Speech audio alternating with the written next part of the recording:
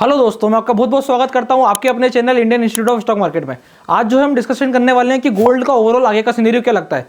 क्या गोल्ड यहां से अब की बार जो ऊपर की तरफ ब्रेकआउट किया, ये ब्रेकआउट कितना लंबा एक्सटेंड करेगा? क्या इसे ये 75,000 80,000 की ओर ले जाना चाह रहा है या फिर इस जगह पे सस्टेन करेगा और हर बार की तरह जैसे गोल्ड ऊपर की तरफ मूव करने के बाद एक लॉन्ग टर्म कंसोलिडेशन में चले जाता है, वैसा कुछ मूव करने वाला है? तो अपन चलेंगे सीधा गोल्ड के चार्ट पर। गोल्ड के चार्ट पर ओवरऑल एनालिसिस को समझेंगे कि किस जगह से हम ये बोल देंगे, किस प्राइस लेवल के नीचे हम ये बोल देंगे कि यहां से गोल्ड अब नीचे की साइड जाएगा और ऐसा बिहेव करना शुरू करेगा। देखिए, एक चीज ध्यान रखिए, मैं आपको बता देता हूं, कमोडिटी में और स्टॉक्स में यही अंतर होता है। स्टॉक्स क्या करते हैं, ऐसा मूव करने के बाद और ऊपर चलते हैं और ऊपर चलते हैं और आदमी सोचता है अब और कितना बढ़ेगा। तो जितने लोगों ने सोचते हैं कि अब ये स्टॉक और कितना बढ़ेगा, वो स्टॉक और ऊपर जाता चला जाता है।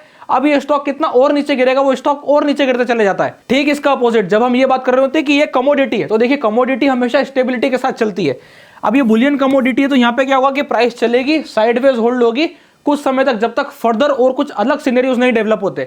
जैसे इस वक्त अगर हम बात करें कि गोल्ड ऊपर की तरफ गया, तो ऐसा क्यों गया है? क्योंकि इस वक्त गोल्ड में चाइना ने हैवी इन्वेस्टमेंट किया है। हैवी इन्वेस्टमेंट मतलब अपन बोल सकते हैं कि यहाँ से जो चाइना को जो अपनी इकोनॉमी को लेकर के एक डर महसूस हो रहा था, एक जो स्टेबिलिटी नहीं आ पा रही थी, उस स्टेबिलिटी के लिए चाइना ने मार्च में फरवरी में गोल्ड को अपने लाइफ टाइम हाई पे टच कराया है बाइंग में।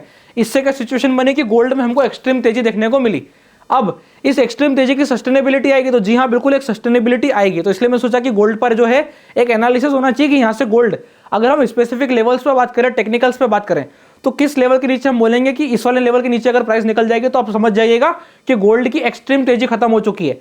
पर इस लेवल की अगर ऊपर प्राइस है तो कंटिन्यूअसली गोल्ड और ऊपर मूव कर सकता है। हो सकता है 71,000 दिखे, हो सकता है 72,000 दिखे, यानी कि हमें चांदी का और सोने का रेट एक बराबर दिख सकता है, बस वजन का अंतर होगा। तो चलते हैं सीधा चार्ट पर। अब जो है अपन यहाँ पर गोल्ड के चार्ट पर आ चुके हैं। गोल्ड के चार्ट पर आने के बाद जैसा कि अभी अपने को रेट दिखाई दे रहा है, लगभग 69,500 के आसपास का गोल्ड का रेट चल रहा है। आपको क्या ध्यान रखना है, अगर गोल्ड अपने इस वाले कैंडल के यानी कि 68,500 के अगर ऊपर सस्टेन कर रहा है, इसका मतलब अभी वो रैली कंटिन्यू कर सकता है। अब ये कैसे पता चलता है, इसको थोड़ा सीखना चाहते हैं तो समझिएगा। जिससे प्राइस यहां पर ऊपर की तरफ मूव करी, इस वाली जगह पे स्पेसिफिक लेवल इस वाले पॉइंट का आ रहा था।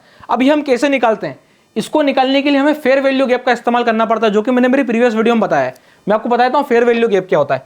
जब भी स्टॉक कंटिन्यूअसली ऊपर की तरफ मूव करता है या कोई कमोडिटी ऊपर की तरफ मूव करती है, तो आपको ये देखना है कि जब वो तीन कैंडल एक साथ तेजी के बनाती है, ये पहला बनाया, ये दूसरा बनाया और ये वाला जो है उसने तीसरा बनाया, तो आपको ये देखना है कि ये जो तीसरा कैंडल है और ये जो पहला कैंडल का हाई है और तीसरा कैंडल का लो है, इसके बीच का जो एरिया आता है ये वाला, इसी को हम फेयर वैल्यू गैप कहते हैं। अब ये कौन सा फेयर वैल्यू गैप सही होगा, ये थोड़ा सा कॉम्प्लेक्स कॉम्बिनेशन हो जाता है, पर अपन ये मान के चलते हैं इन द वेरी बिगनिंग कि स्टॉक जो कंटिन्यूअसली तेजी की तरफ ट्रेंड कर रहा है, वो इस वाले जोन को होल्ड करेगा, यानी कि उसकी जगह पे ये वाला जोन होल्ड आना चाहिए। जैसे इस वाले एरिया से मैं बात करूं तो यहां पर फेयर वैल्यू गैप इस वाले जोन का आता है, मतलब प्राइस यहां पे 66,000 से लगा के 68,000 के बीच में सस्टेन कर सकती है। तो अगर आपको प्राइस नीचे में ऐसे आकर के यहां पे होल्ड होते दिखे तो आप समझ जाएगा कि गोल्ड यहां पर स्टेबिलिटी अचीव कर गया है। पर जब तक ऐसा सिचुएशन नहीं बन रहा है, मतलब स्टेबिलिटी नहीं आई है और प्राइस जो है तेजी से नीचे आके अगर ऊपर की तरफ मूव करती है, तो बड़ी रैली और कंटिन्यू कर सकती है। इतना पॉइंट अगर आपको क्लियर हो गया तो अब आप बोलेंगे कि भाई यहाँ पे आपने फेयर वैल्यू पॉइंट निकाला कैसे? तो मैं आपको बताता हूं, मैंने यहां से फेयर वैल्यू पॉइंट नहीं निकाला है। अगर आपने ध्यान दिया हो तो फॉरेक्स मार्केट में भी गोल्ड ट्रेड होता है, जिसे हम कहते हैं XAU USD। तो जल्दी से अपन उसके चार्ट पे चलते हैं, उसके स्पेसिफिक लेवल निकालते हैं। और मैं आपको सजेस्ट करूंगा कि अगर आप गोल्ड ट्रेडिंग करते हैं तो आपको किस चीज का ध्यान रखना है, आपको हमेशा ये फोकस करना है कि मैं XAU USD का चार्ट देखूंगा और अगर उसके चार्ट में मुझे तेजी नजर आएगी तो मैं यहाँ पे तेजी करूंगा, अगर उसके चार्ट में मुझे मध्य नजर आएगी तो मैं यहाँ पर मध्य करूंगा। इस हिसाब से जो है हम XAU USD को ट्रेड करते हैं। तो सीधे चलते हैं गोल्ड के फॉरेक्स वाले चार्ट पर। अब XAU USD के लिए अगर मैं आप लोगों के लिए फेयर वैल्यू गैप मार्क करूं, जैसे कि आपको दिखाई दे रहा है, अब अपन जो है गोल्ड के फॉरेक्स चार्ट पर आ चुके हैं। इस वाली जगह पे अगर आप देखेंगे तो यहां पर आपको फेयर वैल्यू गैप ये दिखाई देगा, प्रॉपर जो कैंडल बनते हैं जिसमें गोल्ड का मार्केट क्लोज नहीं होता है, ये जो है आपका फेयर वैल्यू गैप है। मतलब अगर प्राइस इसके नीचे निकलती है तो आप समझिएगा कि यहां से गोल्ड ने अब स्टेबिलिटी ले ली है, यानी कि ऐसा होना चाहिए। जब ऐसी सिचुएशन बनेगी तो हम बोलेंगे कि गोल्ड ने स्टेबिलिटी ली है, अदरवाइज गोल्ड और कंटिन्यूअसली ऊपर की तरफ मूव कर सकता है। अब वो कैसे करेगा, उसके चलने के दो तीन प्रकार होंगे। मैं आप लोगों के साथ दो तीन पॉइंट डिस्कस कर देता हूं। देखिए, अभी हाल जैसा गोल्ड ने आज रिट्रेसमेंट लिया था, अभी रिट्रेसमेंट करने के बाद आज जो ये ठहरा है, ये इंडिकेट कर रहा है कि कल वापस से वो एक ऊपर की तरफ जंप ले सकता है। मतलब हम अगर मंडे की बात करें तो मंडे को जाकर के हमें फिर से ऐसा ही जंप देखने को मिलेगा। ऐसी सिचुएशंस आगे के लिए निकल करके आ रही है। अब इसको काउंटर कैसे करा जाए, अगर ये ट्रेड गड़बड़ होगा तो उसका क्या सॉल्यूशन है? जैसे मैं यहाँ पे लॉन्ग के लिए जाता हूँ तो क्या मुझे आज ही खरीदना चाहिए? भाई ऐसा बिल्कुल भी सिनेरियो गलत है। ये सारे सिनेरियो जो अगर आप सोच के चल रहे हैं कि ऐसा दिख रहा है तो मुझे अभी खरीदी करनी चाहिए, तो मेरा आपसे पहला सवाल ये आएगा कि भाई यहाँ से लगा के यहाँ तक, अगर आपने मेरा प्रीवियस गोल्ड का एनालिसिस वाला वीडियो देखो जिसमें मैंने आपको एक चीज बताई थी कि अगर एक बार गोल्ड 64,000 के ऊपर सस्टेन कर गया, मतलब 63,900 के ऊपर, 750 के ऊपर, ये कुछ स्पेसिफिक लेवल्स आ रहे हैं, तो गोल्ड आपको एक रैली करता दिखाई देगा, आपको एक नया हाई मिलेगा गोल्ड में। ये चर्चा अपनी पहले हो चुकी थी। और नीचे में अपने लिए क्या लेवल्स थे, नीचे में हम ये मान के चल रहे थे कि 59,000 एक बार के लिए गोल्ड अटेंड करेगा, पर उसके लिए स्पेसिफिक प्राइस एक्शन कंडीशन की रिक्वायरमेंट है। अब वो प्राइस एक्शन कंडीशन की रिक्वायरमेंट नहीं आई तो गोल्ड ने ऐसा बिहेव नहीं किया। अब ऊपर की तरफ मूव कर रहा है, यहां पर प्राइस एक्शन की आगे की कंडीशन क्या निकल करके आती है, क्या गोल्ड यहां से नीचे आके ऊपर मूव कर सकता है? तो उसकी चर्चा अपन एक सेकंड में करते हैं।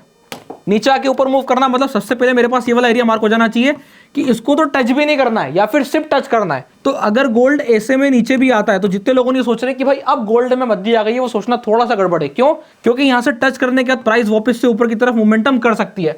अल्टीमेटली गोल्ड का आपको कब गिरता दिखेगा, जब यहां से आपको फ्री फॉल मिले और रिटेस्ट मिले, तो ही आप मानेगा कि गोल्ड नीचे गिरेगा।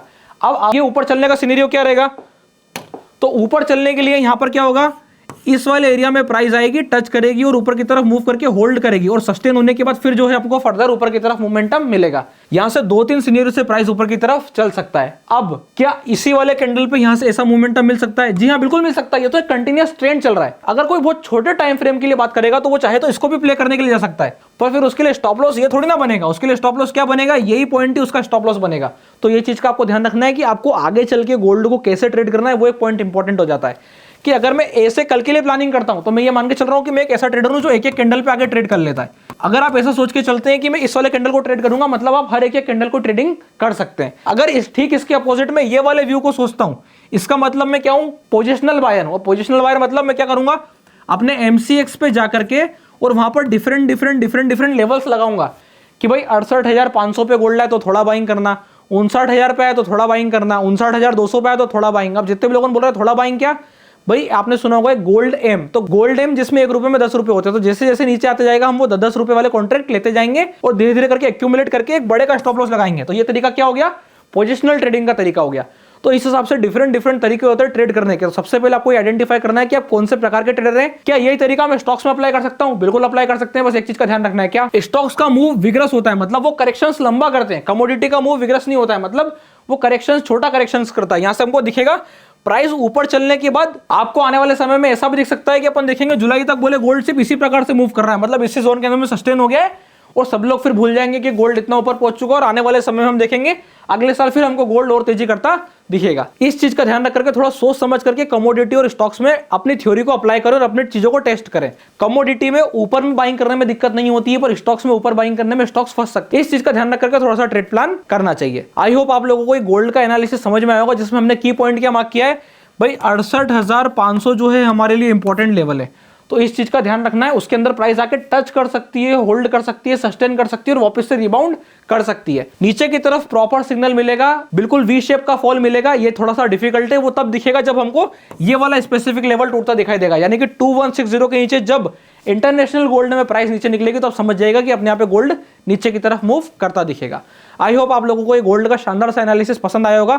अगर आपको वीडियो पसंद आई तो फटाक से वीडियो को लाइक कर दीजिए, चैनल को सब्सक्राइब कर दीजिए। और अगर आपने अभी तक अपना डीमैट अकाउंट नहीं खुलवाया है, डिस्क्रिप्शन के नीचे लिंक मिल जाएगा, आप जाकर अपना डीमैट अकाउंट ओपन करा सकते हैं। तब तक के लिए बहुत बहुत धन्यवाद।